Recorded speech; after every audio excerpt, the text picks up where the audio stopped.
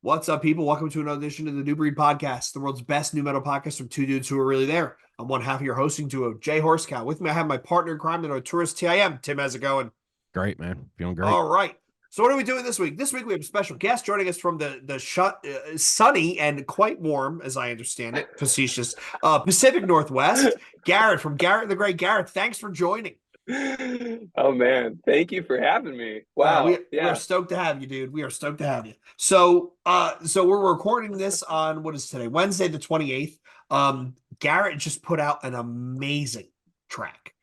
Tim and I were going back and forth, Garrett, before you hopped on. We were throwing some notes around, and I said, "Yo, did you listen to this song?" And he went, "No, I didn't get a chance. Hold on." And he put it on, and I couldn't hear it.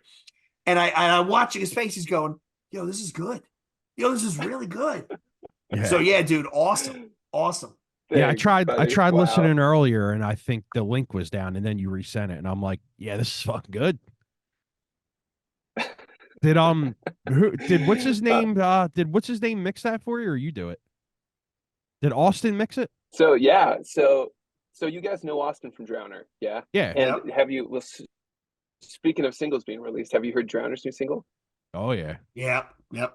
We're lucky enough to hear Oh, a it's lot of their so stuff. good. So Yeah, we Yeah, we it's we so pester good. them over we pester them over instant message. Like, yo, when's the new stuff coming? When's the new stuff coming? When's the new stuff coming? And then it's like, okay, here we got this one. So literally, I think he hits save and then he sends it to us. But yeah, it's that I'm really looking forward to that album.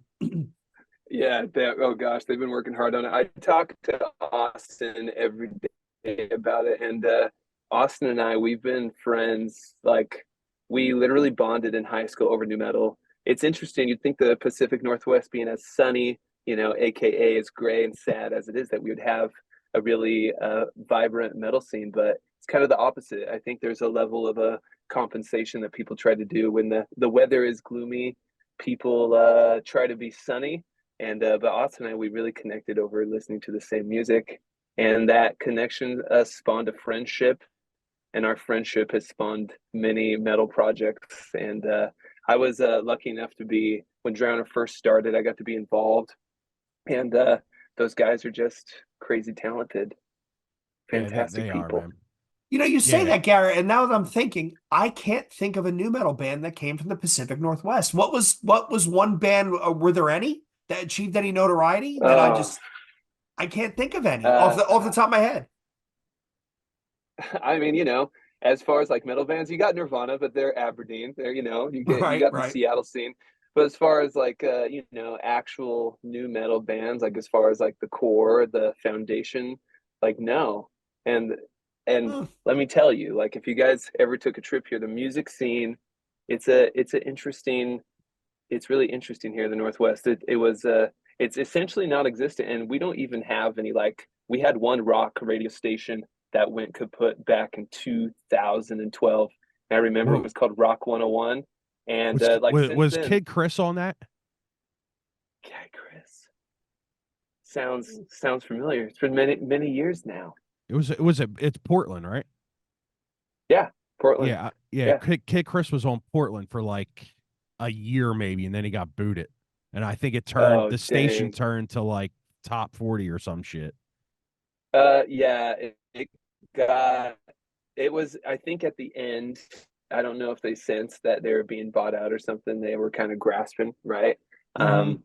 But yeah, it was sad. So no more rock stations. And so, but radio kind of, not as many people listen to the radio now. Mostly people listen to awesome podcasts like you guys have for music recommendations. Oh yeah, But yeah, facts.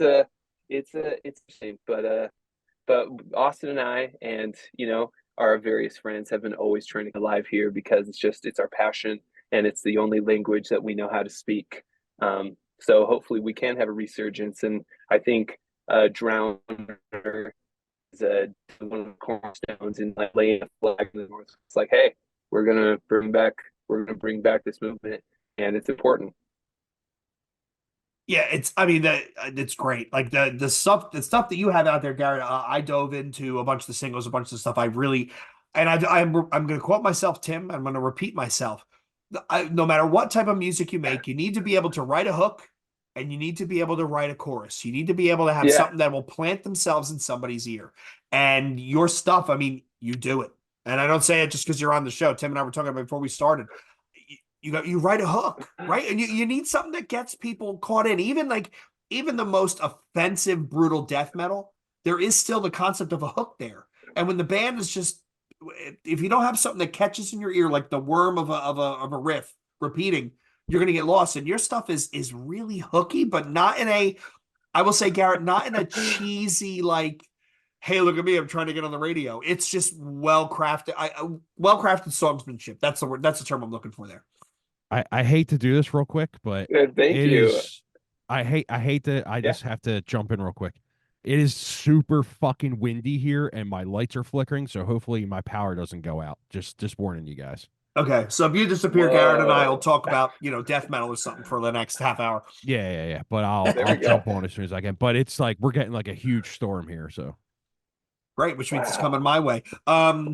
So Garrett, I mean, that is kind of funny that you mentioned it. I couldn't think of any new metal that comes from there. But then again, the abrasive stuff that does come from the Pacific Northwest.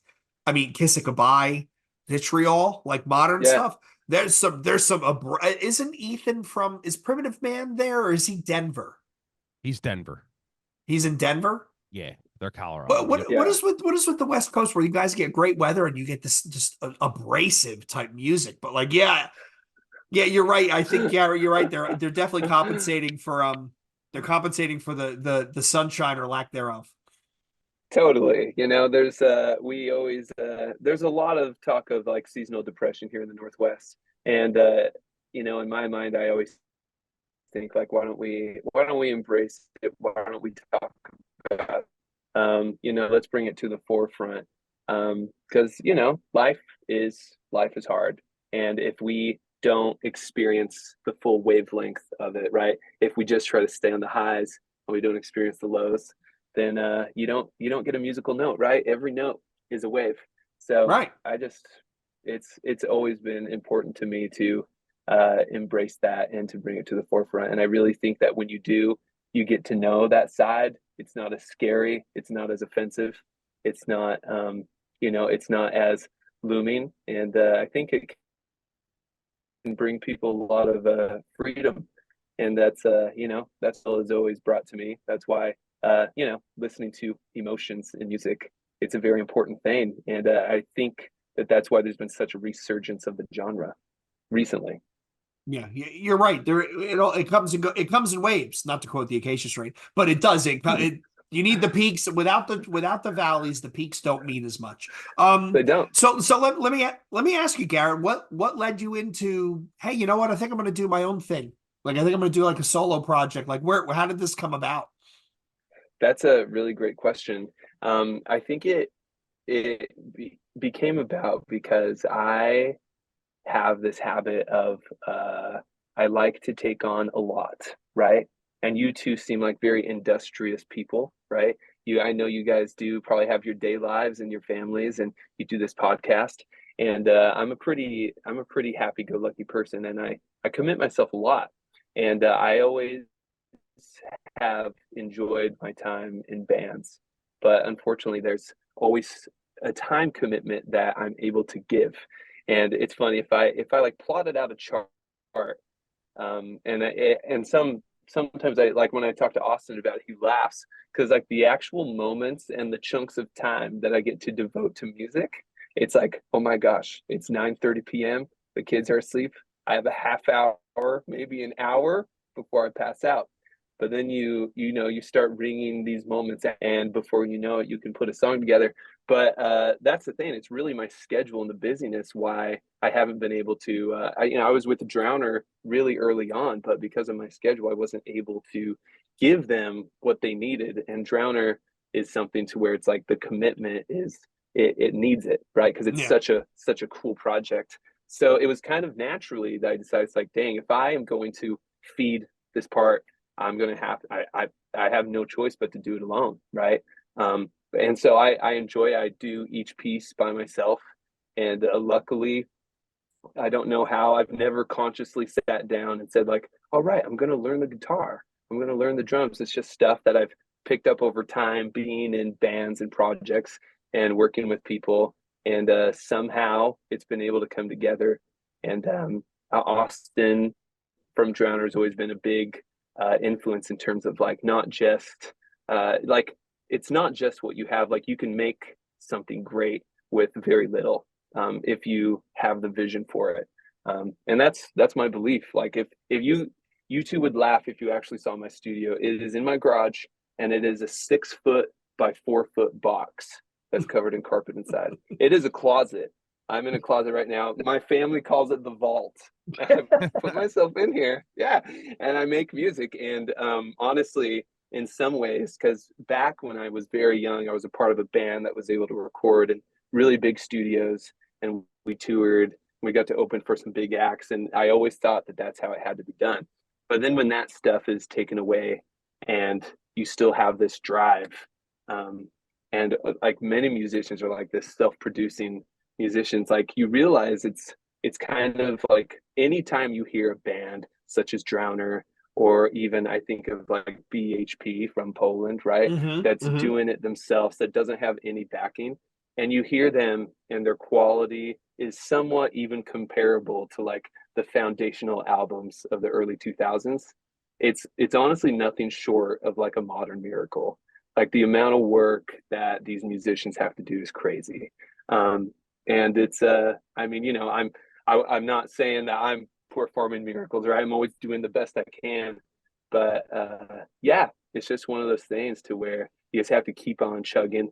And I tell a lot of people that if you need something to express yourselves, and if you're not a part of a band, it's like just go it alone. There's no harm in that. Sing, right? Make sound. Yeah. I mean, I think Tim, Gary from Memridge, Carinier, right? Alex from Ashes Like Rain. Like there's tons of people out there, to your point, Garrett. They're just, hey, I'm figuring it out as I go. I'm gonna learn the pieces as I go. And at the end of the day, they put together Zeke from 13, where they put together this music where you're like, wow, that's really fucking impressive for one person. Yeah.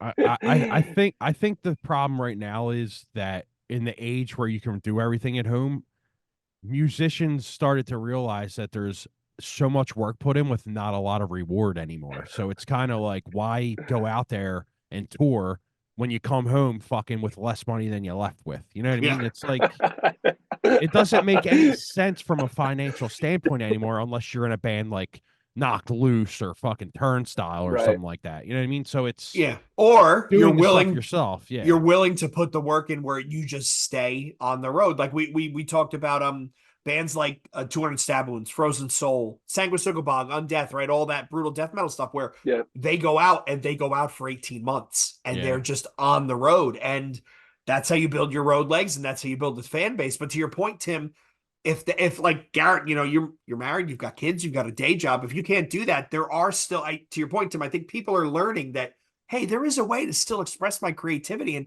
you know, maybe get a little bit of, you know, nod for the work that I put in without having to live out of a van with a bunch of smelly dudes crisscrossing the country, you know? Absolutely, man. I mean, I've been in bands where it's like you reach your plateau and you're like, well, what's the point of this? I'm playing on a Tuesday night to my girlfriend and 3 people. I have no fucking clue who they are. It's like you get to that point and you're like, fuck this. So I totally get it, man.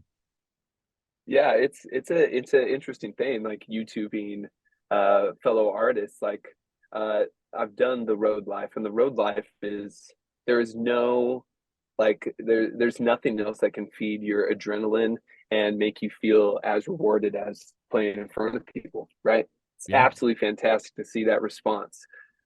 It is, you know, I've seen, it's interesting, acts that reach to that level to where they're able to sell enough, you know, and sell enough to make enough to produce enough merch to resell to people, right? To get out of the cycle, right? With my early bands, it was the same thing. We felt like we were like touring to tour some more, right? It's like, how do we get out of this? How do we just make enough to like reach the top, to pop our heads out? And that is incredibly hard. It's bands that do that. Like I have so much respect for, they're able to just kind of like pop their head above that ceiling. Yeah, but with that, I think every musician, right? It sounds like you two have been there, where you kind of have to make a choice. Like, am I going to continue to do this? And in some ways, I respect the sacrifice to continue to do that, or am I going to kind of change gears a little bit and maybe lean into something else, right? Do other things I've been curious about in life. And Yeah, yeah. yeah, I remember making that choice, like very conscious choice I had to make. And I had years where it was dormant. And despite so many great things happening in my life, and honestly being like more financially stable, there was still, a hole inside Mhm. where it's like I have these songs, I have this that I need to express. And it became very obvious that if I did not, um, I wasn't going to be myself. So you start finding those little moments to make it happen. And And Absolutely. yeah, to your point, with making that conscious decision that, hey, I'm not going to be on the road. Hey, I want to put my other life first. That decision has now later in life given you the opportunity to go back and explore your muse, right? To do the musical things that you want to do with probably, I would question, Garrett, probably less stress, right? Because you're relying on yourself yeah, at your own time, working on your own pace, and there's nobody sitting yeah, behind you saying, yo, we need to get this album out so we can hit the road, or we need to get this out so we can get it to the producer or get it to the mixer. And you get to be, I think there's to your point, Tim, I think we're going to go back to that. Man, that was really kind of profound. There is a freedom that comes with making that decision early on, because now later in life you can let it breathe, and hey, it comes out when it comes out, when I feel it's ready. Yeah. Listen, yeah, man, right now, to pop in the music scene in hardcore metal, anything extreme, it's got to be time and place, yeah, because it's got to be the right time and it's got to be the right place. I don't care what anyone says, like bands like Knock Loose and stuff, Code Orange will say, like, it was just time and place for them, hmm, man. You know what I Yep. yeah, mean? It's a certain time where that style of music is popping and people, I think the big thing now is you have to play in front of young people, because young people, yeah. they fucking soak that shit in, man. If you're playing for old heads who are just disgruntled and like, this isn't fucking sick of it all, you're not really getting anywhere. You know what I mean? I mean, it sounds no, I mean, like, it's You're right, funny though. and I sound like an old asshole, but it's the truth, dude. Like, So as a Oh no, test to it's the that, truth. yeah, I'm curious to see what the results of like Sick New World .2 that's this year. I'm curious to see the results of that, because they do have those old head bands. They have bands like your Knock Loose, your Slaughter to Prevail, the Sleep Token that we know we're going to pull. But they also have the hardcore undercard. They have some of the newer, younger bands. To your point, Tim, maybe that's the kind of event that's needed to pull the. You have the old people looking for the nostalgia. Then you have the young people who've fallen into the nostalgia role, and they're like, "Hey, this is a band I never thought I'd see Primer 55 play live. They're playing Sick New World. Maybe I should go." There's maybe an opportunity there, but I think you're right that they getting in with that crowd that is almost rabid. Um, I mean, you're always gonna have me. I'm always gonna buy the next fucking Misery Index album. It doesn't matter if it's yeah, yeah, polka yeah. music or metal music. I'm always gonna buy the next Misery Index album. But they're not gonna be able to quit their day jobs and tour off just me. It's gonna be that, to your point, that younger generation that goes kind of bananas, and they buy everything, and they buy like every weird vinyl variant that's out there. And hey, look, it's printed on nori seaweed. You can only listen to it once, and you got to eat it. Like, they're the ones that'll make these bands rich. Yeah, but and to my point as well is the the whole the whole explosion of home studios is a blessing and a curse for the music industry, and I'll tell you why. 100%, Because you 100%. have a million people putting out music, so it's so hard to be noticed. It's the same thing with podcasting. There's a million people doing it. You have to be you have to be special in a regard where people actually like it, because there's so many copycats out there. They just go, that's just another that's another Mm-hmm. Joe Rogan. That's another non-point. That's another Slipknot. Like, we already have that. Mm-hmm. To be able to, like, Drowner, I'll say, I fucking love Drowner. I think that they're one of the freshest new bands out there, because they do something that no one else does. For me, Yeah. they you know what I mean? Like Zone Zero. They do something like, yes, Zone Zero sounds like other bands, but they do it to where a point where I'm like, dude, like, they just do it better. You know what I mean? You have to be Oh better yeah. than the people that are trying to be the same as everybody else, if that makes sense to you guys. You just have to be better. Yeah, you have to have your own spice, right? You can't just be using salt and pepper like everybody else does. It's really interesting, Exactly. Tim. That's a fucking great like, analogy, dude. I fucking love yeah. that, actually. You have to Yeah, have I your mean, own spice. Yeah, you know what? I'm going to use that from have your now own on. spice. I love that. I Perfect. fucking love that. Oh man! And then we have this city in the Northwest called Bend, Oregon, and it's funny just talking about this using your own spice. There was this bakery that had this roll called an ocean roll, and I can't even remember the spice that they used on it. But honestly, everything I do, I relate back to music, relate back to bands. But I remember the first time I tried an ocean roll, and it looks like a spirally croissant, like a sweet, sweet cake, so delicious.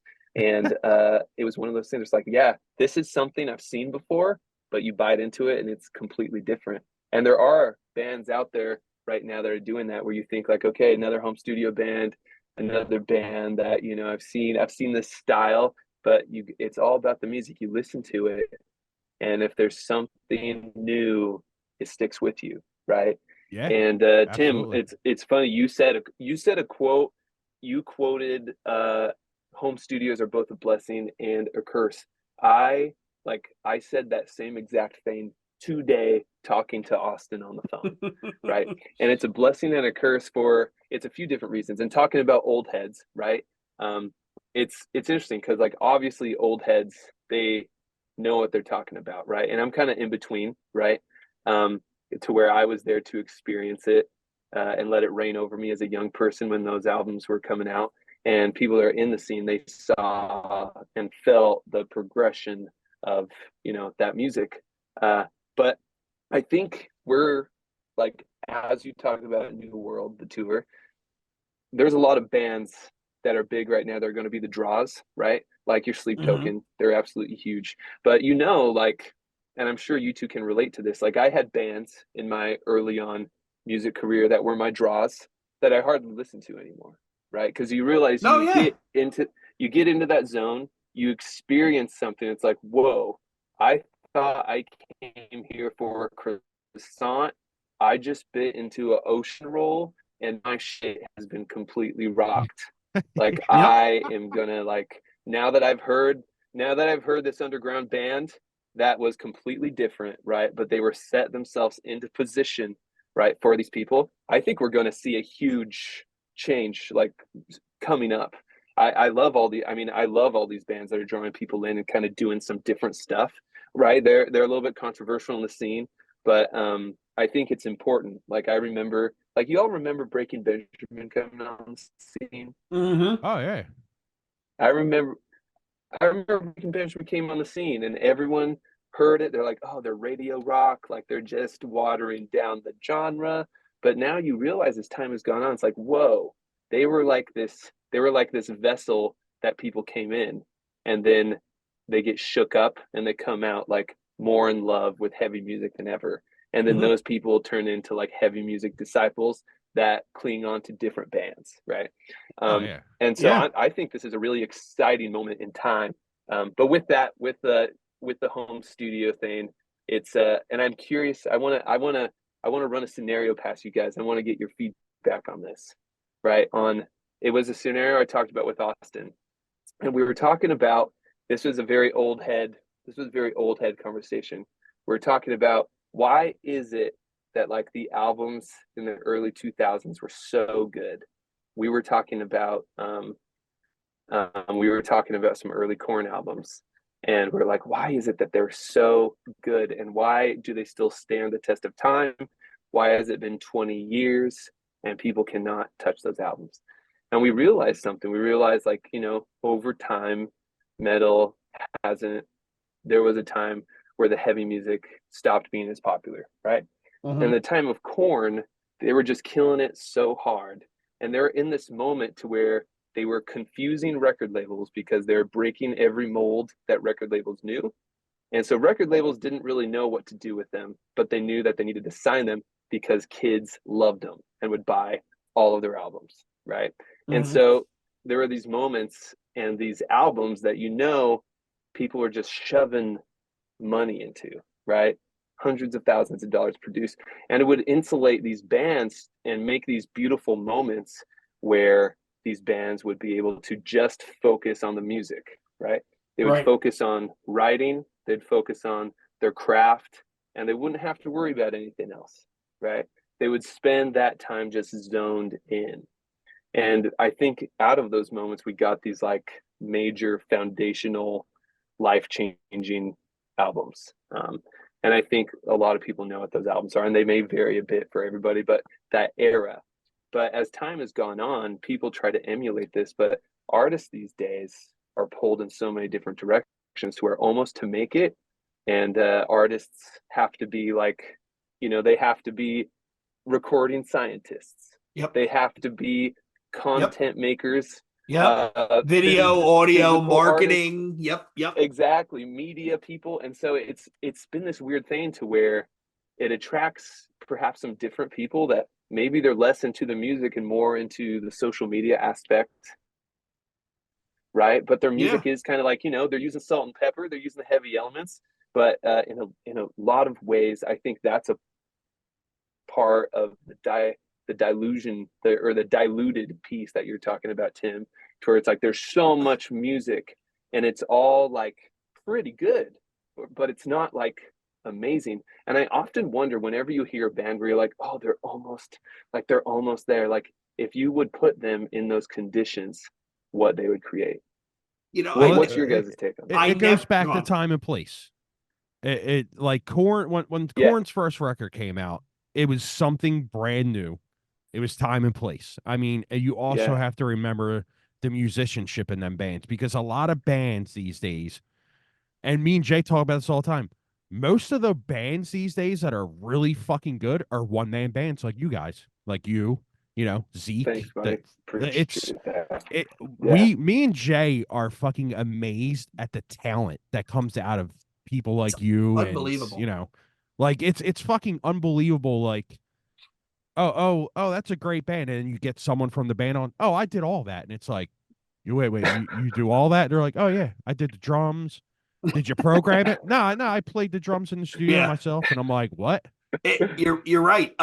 But Garrett brings up crazy, an interesting point that I never thought about. Right. So so talking about the bands that now have to be everything instead of just worrying about the music. Let's use an example. Right. Do you think if they had come out tomorrow, right, with Contradictions Collapse, does Meshuggah get noticed as they have?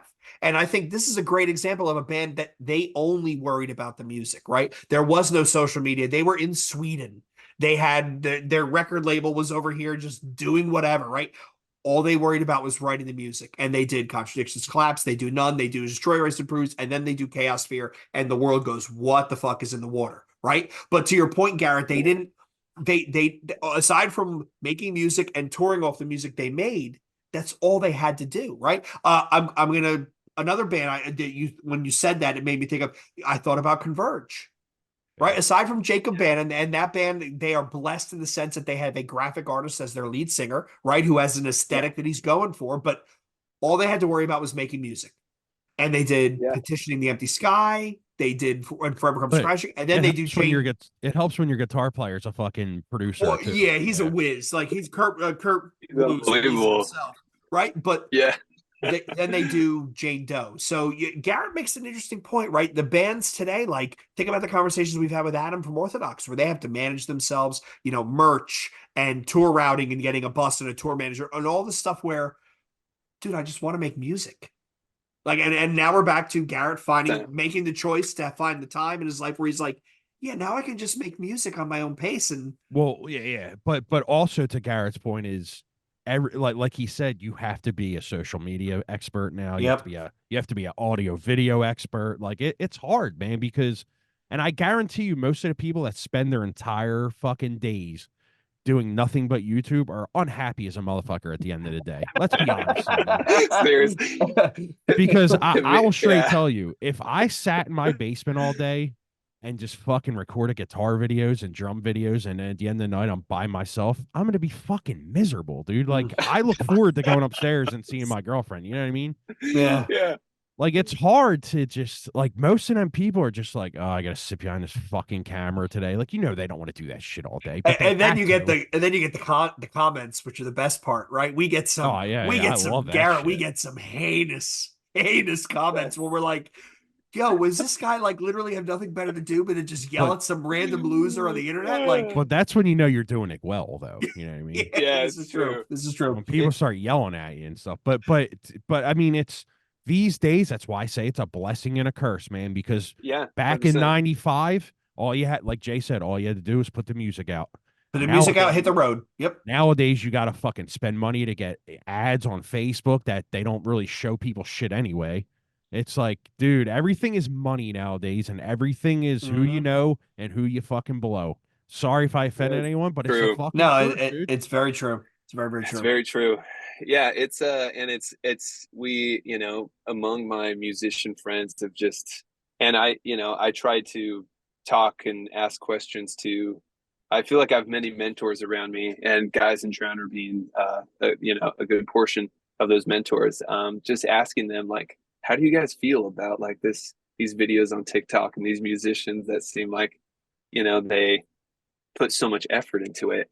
And I'm sure you too, and this is going to sound like, I'm like 1,000 years old, but even watching TikTok and as a fellow musician, and I see the videos that, and I'm not here to throw shade, but like, they just come off as like very cringy, and it's just like, oh shit, like, Absolutely. but this person has like hundreds of thousands of plays. It's like, is this the shit I need to do? And then even in those moments of watching these videos, my soul dies. Yeah. And then like, guys, I can't even, like, there has been, for the past, like, since I've released my last singles, I've been trying to like bring myself the motivation to do like a video where I'm like singing into my mic and there's like captions, because that's like what people circulate on TikTok. Yeah, absolutely. And shit, guys, like I need to like talk to somebody about it. Like I cannot will myself to do it, right? I will change my children's diapers, I will like clean my toilet, but I cannot. And I'm trying to figure out what that hang up is, and maybe it's just, it goes against what we know as, like what we saw when we were young and watching MTV, where everyone just seems so like organic and badass and cool, right? And we kind of saw that fade away, and we recognize like, oh, like what are they playing on MTV now? Like what are we watching? And then it's like now that like sort of cringiness and that sort of stagedness and that sort of like contrived deal has just like turned into the bread and butter, and it's like, damn, how do we get back? I'm gonna give you an example right here. What you're trying to say? Yeah. People want instant gratification these days, because Yeah, if you true, think yeah. about it, all right, I'm 40 years old, so back in the day if I'm sure you remember Blockbuster and all that kind of shit. When you went to It's the Blockbuster, best. yeah, when you went to Blockbuster and they actually had the VHS you wanted, how happy inside do you get? You're like, dude, I can go Yes. and watch this video. Yeah. Here's the thing, and Jay will know what I'm talking about. As a podcast, we'll put out a full-length video that's an hour and a half. We'll get like 200 views. If we put out a YouTube short, it gets like 3,000 in 2 days. People want instant gratification. They want to move on to the next thing as quick as possible. So the only way to grab attention nowadays is to just go with the trend and put out, 30-second videos, because people want to can't pay move on attention anymore. Exactly. They can't pay attention anymore. And I found a video. It was the scene from Whiplash where he throws the music stand at Miles Teller, and it's titled "Peak Brain Rot." And it's meant to be two millennials talking to each other. And they use slang that I still don't understand 90% of it. But I'm watching this and I'm like, oh my God, this is what the generation wants. Like it's all meme speak. And I know I sound like Grandpa Simpson yelling at the cloud, but but you're right, Garrett. I mean, 30-second vids, like how do people get famous off like a TikTok vid? Like, but I think the TikTok music is, hey, somebody makes a funny meme and they use one of Garrett's songs in the background, then everybody is using that same meme. That one band that from Europe that did that techno song, I guarantee you they made millions off of it from Spotify, Yeah. right? So everybody's using the same song in the same meme format. It's like it literally is. It's peak brain rot. Well, think about this though. If you took away Netflix from everybody and Paramount and Peacock, all that kind of shit, and you said to people, "Hey, streaming's done. You got to go to fucking Blockbuster," dude, people would fucking they would have an aneurysm, dude. They wouldn't know what to do with their life. Nah. It's the same thing when you take away. Good point.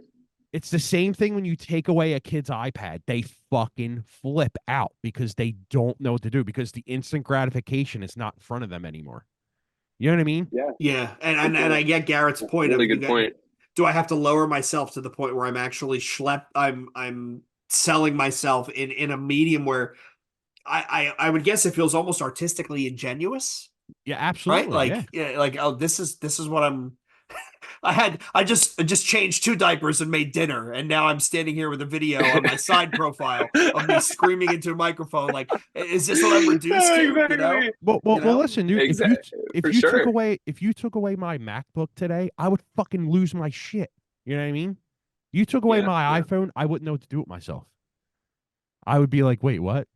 I don't have a phone. Like it's that's why I'm saying the whole studio thing is a blessing and a curse because. Yeah. If you think about it, a home studio is instant gratification. You get to go down, you get a song in your head, and you go, I'm going to go downstairs and I'm going to fucking put this to tape. And then you're instantly gratified right there. And that's the same fucking thing with YouTube and TikTok and all that shit. Our brains have changed. Yeah, our brains have changed. Yeah. So you kind of have to sell your soul if you want to be popular. If you want to make something out of it, you got to sell your soul. You got to quit your job. You got to sell your fucking soul. Or you just chip like Garrett's doing. You chip away at it, you know, and well, when you put it like that, Tim, when you talk about selling your soul, like honestly, is there anything more metal than that? This is true. This is true. Yeah, you're right. I mean, you're right.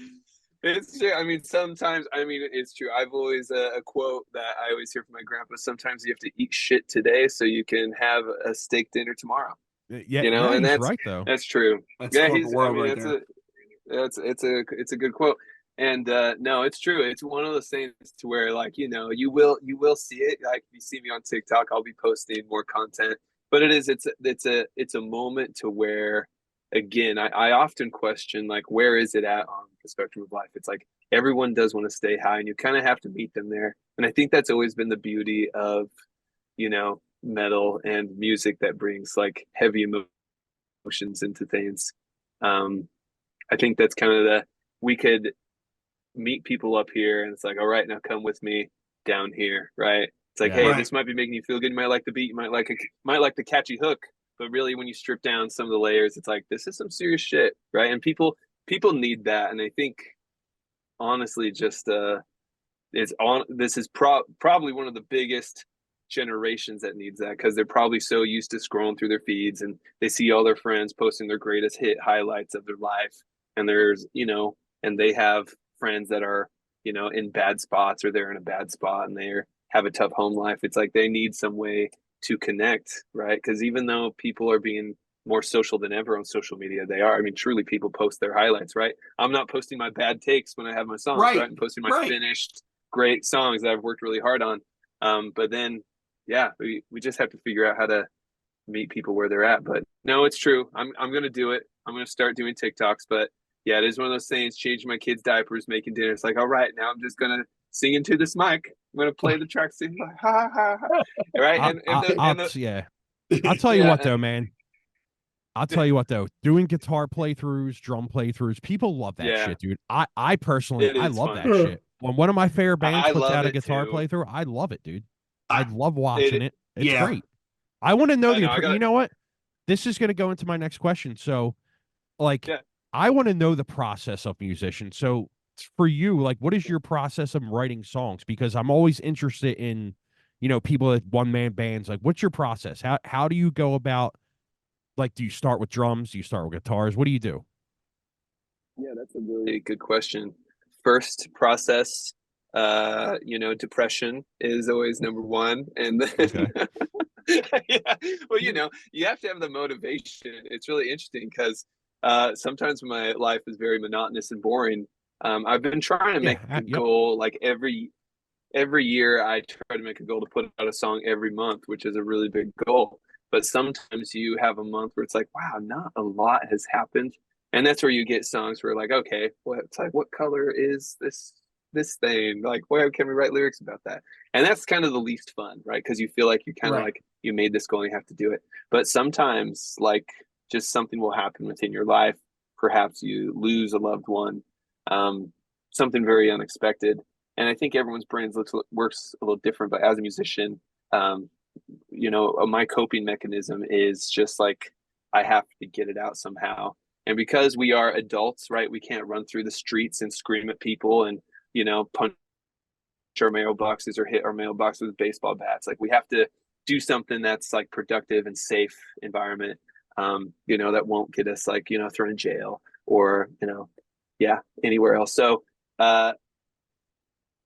an internal dialogue starts and it's like, how do I express this? And a lot of times when a song starts, I'll wake up and I'll something will be on my mind and a melody will just start.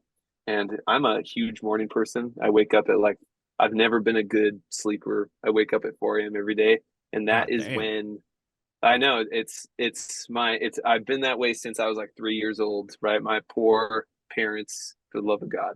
And now I have a 3 year old that does the exact same thing, but he's adorable.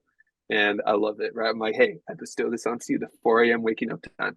But it's that my brain is so on in the morning and I'll be in the shower and I'll have a melody come to me and it's instantly feels like, wow, I feel like it's like when you're getting a massage and you have a knot worked out of your back, Mm-hmm. and you're like, damn, that conveyed what I felt.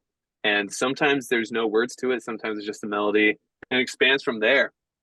And then before you know it turns into a song, and you think about what you want, like what does it mean? Is it going to be heavy? Is it going to be emotional? Is it a message you want to convey clearly? Um, yeah, that's how it works for me. I know Austin works a lot with like writing riffs, right, with Drowner, but he'll also have melodies that come to him. We often talk about this, like there, it feels like emotional constipation, and then you finally it comes out of you, and you're like, yeah, that's what I needed. It feels great, and I think releasing it is such a nice productive stamp on things. To where it's like, okay, I worked on this, you release it, and you're like, okay, it's done. That feels really good. On to the next thing. It's very cathartic in that way. Yeah, I It's mean, nice to feel like you produce something. It's got to be like I had this thing in my head and now it's out, and now I've got this Yeah, space up there which I'm gonna fill with who knows, right? And then maybe it's a different song in a different key. Maybe it's something. Maybe it's a different project. But I get that I write. My thing is I write, and when you finish a piece and you get it out and it's done, you're like, that's out, and now you've created space to let something expand into it. Yeah. but the yeah, best part is the best part of that stuff is though, like Friday night, I was sitting there and my phone went off email. It's from the New Breed yeah, email, and it's just like, hey guys, just found your podcast. Fucking listen to every episode. I fucking love it. You guys are awesome. Blah, blah, blah. Like, and I'm sitting there reading it. My girlfriend's like, oh, what was that? And I'm like, I let her read it, and she's like, oh, that's cool. I'm like, no, it's fucking amazing because it yeah. it Mm-hmm. it makes you go all the time that me and Jay put in on a Wednesday night. It makes it worth it, man. So like it's the same thing with music. You put out a song, people like it, you're like, hey, it was worth Yeah. it. It was worth staying up till 2 a.m. finishing that song just to hear one 100%. person tell you it was great. You know what I mean? Like it's fucking great, dude. Yeah. And Yeah. And just to throw love at you guys, like seriously, like as somebody that has always chosen like heavy music as like my form of expression and just like have embraced it, like knowing that you two have this podcast and listening to you two, and just knowing that there's two people out there as passionate and obsessed about these little things, as I am, as my friends are. It is one of those, you realize that you're not alone, right? There's people yeah, outside Yeah. of your like small community. right? And you know, the internet is great for finding like-minded people, but I just, you know, we create. I just think with heavy music, it's just such a safe environment. And honestly, it's so interesting how people always ask, they're like, what are metalheads like? You hang out with metalheads, you go to heavy shows, like what is it like? And I always tell people like the nicest, calmest, chillest people, Yeah, because absolutely. they have an outlet, right? We're not afraid to talk Mm-hmm. about our emotions. In fact, every song we listen to talks about emotions, right? Talks about the hard stuff, right? And we find people that have flexed those muscles their whole life, right? You two have been listening to heavy music your whole life. You probably dealt with heavy things in your life. And it's this connection that you can get with people, I think is super important, right? And so there is, you know, to validate your point, Tim, I think there is nothing more rewarding than that. Like honestly, even hearing you talk about that, I feel it right here in Yeah, my yeah, heart. It's man. like knowing what you guys are doing. It's important, and it means a lot to me, and I know it means a lot to a lot of Thank people. you. Thank you. Appreciate you guys. We appreciate that. Like Tim said, it is a labor of love, but I mean, there's one of the things that unites all of us, right? Our love of music, and especially those of us that like the music on the margins, right? I mean, no offense to anybody that just likes pop music and Taylor Swift, good on you, right? Dave Matthews Band, that's my version of hell. But there's those of us that like the music that's on the margins. You know, we kindred spirits, right? And you know, I Yeah. said before, the only thing we love more than music is arguing about music, right? Like Yeah, that's Oh not yeah. this genre, etc. And it's playful banter, and it's done out of love and admiration. And there are, you know, like Tim said, I love the comment you just made. I love when people ring us up and like, yo, I'm an old head like you guys. I'm 37 years old. I grew up with the third Korn album. That was the first thing that led me to heavy music, and I'm loved listening to you guys talk about the stuff that I loved as kids. So we're like, yeah, I mean, that's, you know, again, we put in a lot of hours on a Wednesday, you know, some nights longer than others when we do reaction vids. It's always a long, interesting evening, but it's for the fun of it, you know, and so like, It's it's the like, it's like, best. so, Oh yeah. Garrett, it's like someone is finding your music, right? And going, yo, I really, really like this. Like that one moment, I'm sure makes it all worthwhile. So speaking of that, I want to poke at that, Garrett. What do you got? What do you got going on next? So you just released a single today. It's Away. There was another single you did this year, Not Enough. You had some singles back in 2023. What's next? That's a great question. I want to try to still like next month. I have a single that I'm working on, and I'm super stoked about it. It's super heavy, but it has a lot of like calmness. It's really great subject matter. Um, yeah, I honestly just want to continue to plug away, to want to continue to push, and for mostly reasons just this past year of really like putting more effort into making music has been the most rewarding.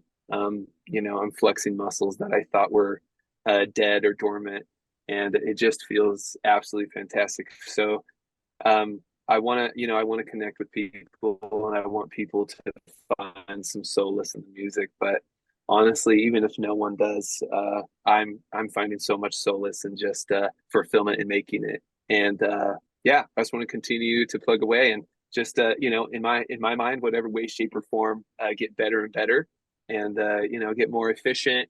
Uh, Definitely want to sell my soul, as Tim put it. I think that might even throw me into the deeper realms of heavier music if I do that. So yeah, that's kind of my goal. Just continue to plug and push. Awesome.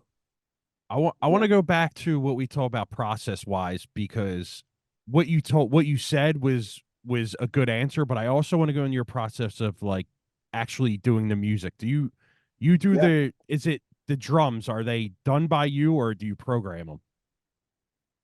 exactly. So I am a drummer. That's always been my thing, Okay. right? And right outside my vault, I have my drum set. And guys, this is the real deal, right? As a drummer, I don't know how to read music. I don't know how like notation. Yeah, Everything me I either. do is right, exactly. That's how I learned, right? Because that was my instrument. And when you're in band and you play the drums, you're like, I see the notes and the note to hit what I'm supposed to hit at that time, but I don't know notation.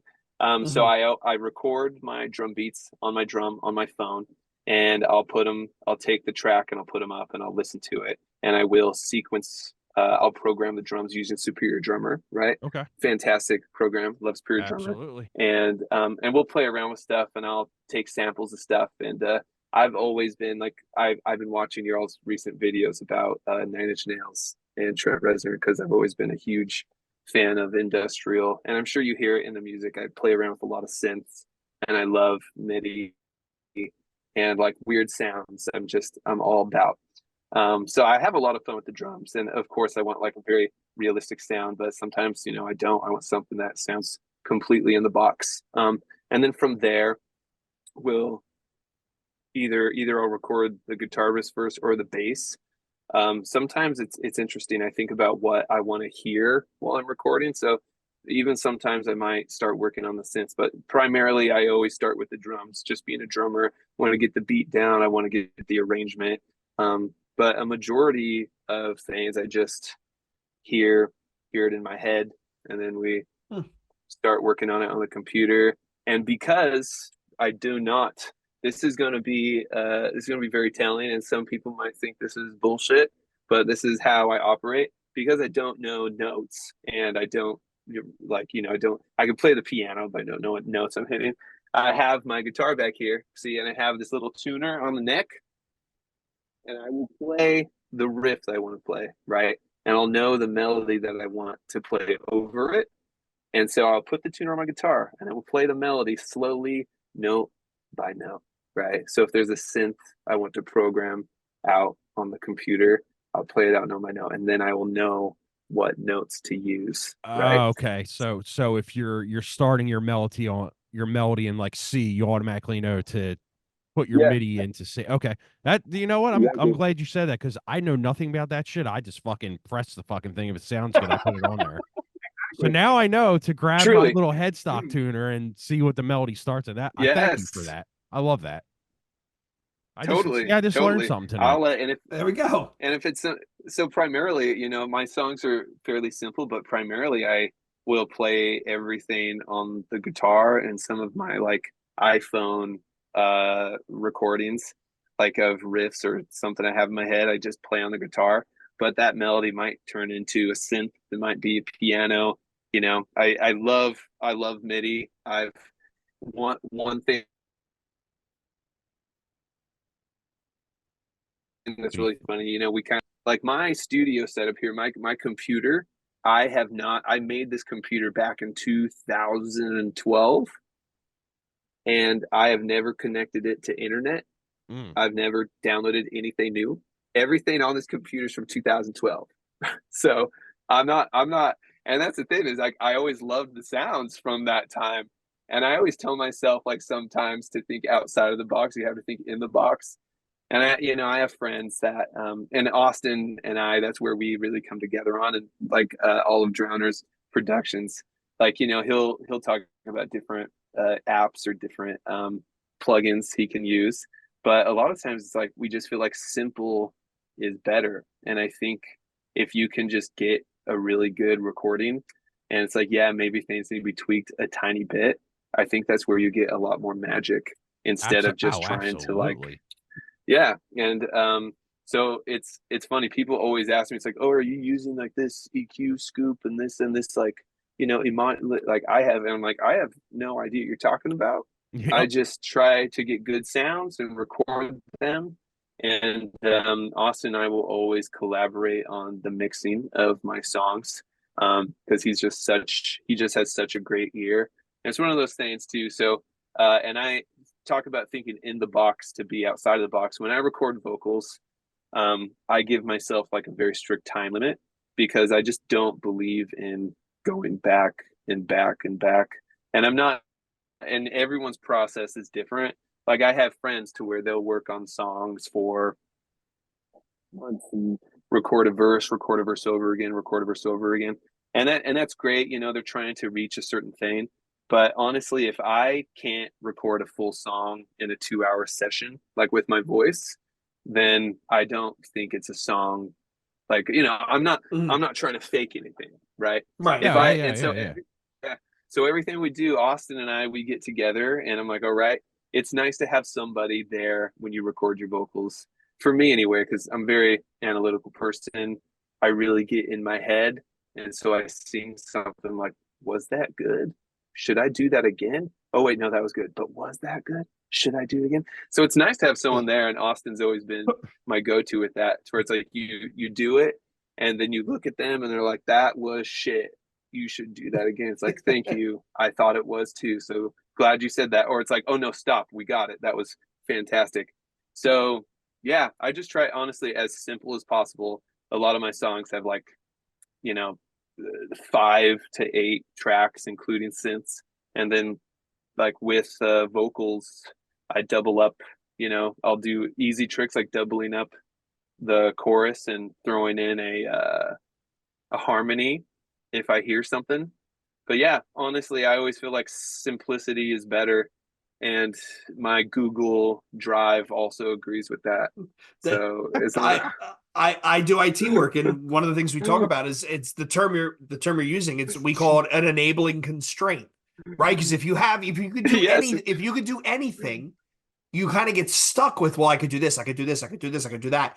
But when you hem yourself in, you say, okay, well, I know I need to use this, this, this, and this. By limiting that optionality, you're actually forcing yourself into, oh, okay, well, I can work with this because I've created almost like a mental bounding box about I can go this way or that, but I can't go totally bananas. Which is why I think there's bands that historically have, you hear those bands that go into the studio and they know they have unlimited time to cut a record, and they spend years doing it, right? Or they spend a year doing it and they blow all this money, and it's like, we spent 3 months trying to get a guitar tone and then we scrapped it. There wasn't enough constraint in there, and it allowed them to kind of just go nuts. Yeah, that's why you just do a DI now. Fuck it. Fuck it. Just do a DI and then you can just tweak it real quick. Yeah, there we go. Tweak it. That's true. Yeah, that's Austin and I. We always talk about that with guitars. We're big guitar tone guys, right? Like we do believe a lot of people go DI and then they're like, oh, okay, well, I got the clean and I can throw on different distortion.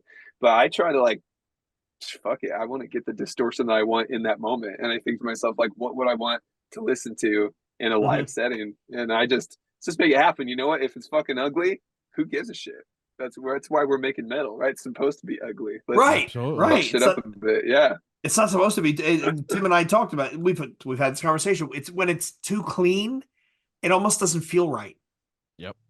Like it feels like it feels over processed, or just it feels kind of wrong. Your lizard brain in the back of your head is picking up on something where it's like this doesn't. Yeah. Something's not working. Well, I think as people, we need to give ourselves more credit to where I think we have a sense to where if something's impossible, then it's for me, when I hear something that's impossible, it's a little bit harder to consume. Mm-hmm. But yeah, I mean, but then again, there's a lot of music that's super produced that I also really like. I mean, an undeniably catchy melody will go really far for me. Yeah, but honestly, a lot of the time constraint that you're talking about is also necessity, because I just don't have a lot of time. And it's always flattering to me when people ask, they'll say like, oh, what are you doing differently in your production? Like, I've listened to your first like song you released early in the year compared to your last. So like, dang, your production has really changed. And I'm like, honestly, I'm not doing anything. Like, I might be using different sounds. My ear might have changed, but as far as like the amount of time I'm putting into it and like the process, nothing has changed. Still using old 2012 computer and still doing it. But I often find it really nice people say that, because it makes me feel like, okay, hey, I'm actually like naturally getting better. Perhaps finding my own voice, and that's been really fun. Is with recording so many more tracks this last year, is just feeling more confident vocally, and just feeling more confident with the melodies I'm making. It's just been a rewarding process. That's awesome. Fun. That's awesome. Nothing wrong with that at all, dude. Sometimes time constraints are the best thing. Yeah. I mean, otherwise the work expands and you're off in the ether. All right, so I want to be cognizant of time. We're coming up on time. Garrett, people want to find your music. They want to find more information about you. They want to follow you. Where do they go? Where do they go? That's my Bandcamp is always bandcamp.com/Garrett the Gray. I'm out there on all the streaming platforms. I always I really like Apple Music. I think they're doing a fantastic job with their There you compressions go. right now and how things sound. Yeah, There you exactly. go. Preach it. There we go. Yeah, I love how my music sounds on Apple Music right now. So, but Fuck yeah, Spotify. I'm out there. Google me. Google Garrett the Gray. You'll find me. I have a link tree that's on my Bandcamp that will take you to all the right places. But yeah, YouTube. YouTube is a great place. You know, hopefully you guys will tag me in this video and people can find me from this.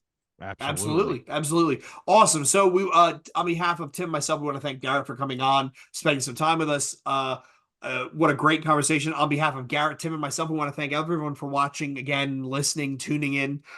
New Breed _ podcast, Twitter and Instagram, newbreedpodcast@gmail.com. The voicemail, leave us a voicemail, 267-297-4627. Light for your questions, comments, concerns, complaints. We will play them on air. Newbreedpodcast@gmail.com. Find us on r/new metal. Find us on Facebook. So until next time, Garrett, Tim, and Jay, we're going to say cheers. Later.